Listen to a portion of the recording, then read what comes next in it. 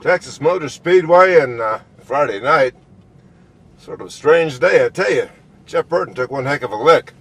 I'm wondering what NASCAR's medical policy is on getting MRIs or CAT scans or whatever it is when you hit your head hard like that.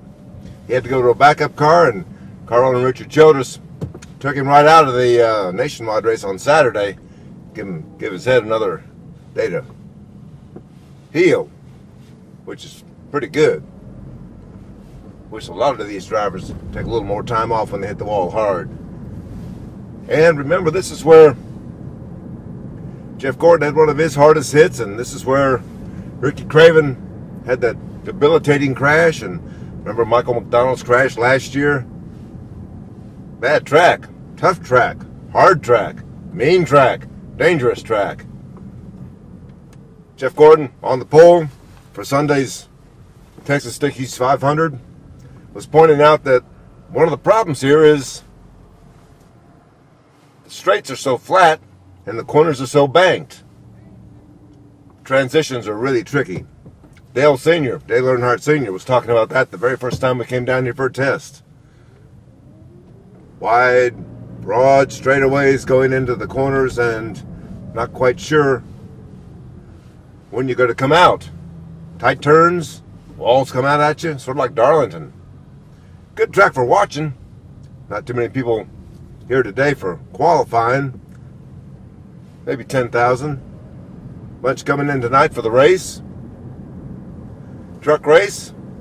This is good truck country down here.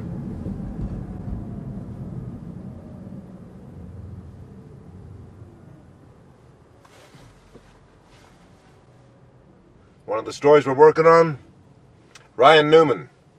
He was in today, had a meeting with NASCAR this week. He called them up and said, I want to meet with y'all Wednesday.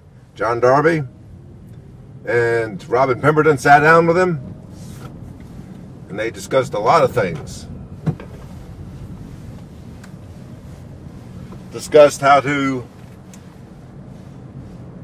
extract a driver from a crash, because Ryan was in that car at Talladega for, he says, 11 or 12 minutes. I thought it was like 5 minutes, but he says it was longer, and I'm sure he was checking out the timing on that. He says he wasn't dissatisfied with the way it all went, but he was not pleased that the roll cage collapsed like it did.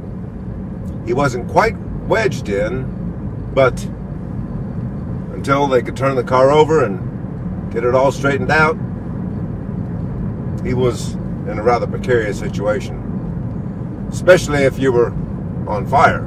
It's a good thing NASCAR's got some good safety stuff to protect against fires these days.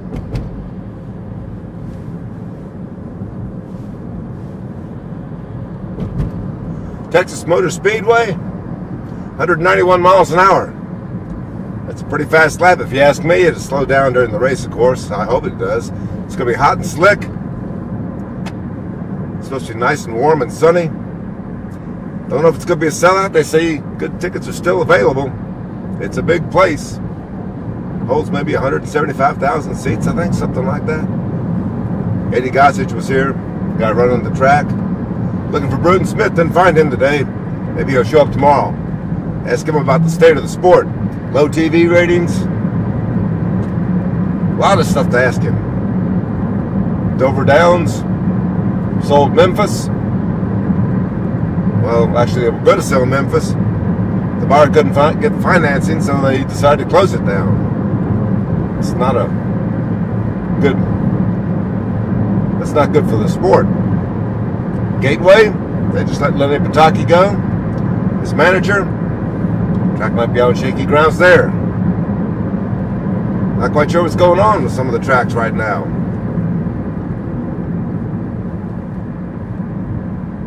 Dismantling some stands at Daytona. They might move them to Talladega. I'm not quite sure what they're doing there. They're putting in some new grandstand seats at Talladega. I think they're coming from Daytona.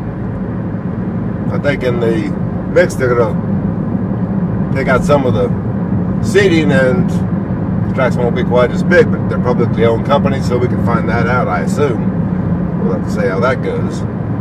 So it's Friday night. Jeff Gordon's on the pole. Casey Kane outside. Kurt Busch third. 2 Dodges and a Chevy. Where are my Fords? I was expecting Greg Biffle and Carl Edwards and Matt Kenseth to be up there. Maybe they're looking out for the long haul.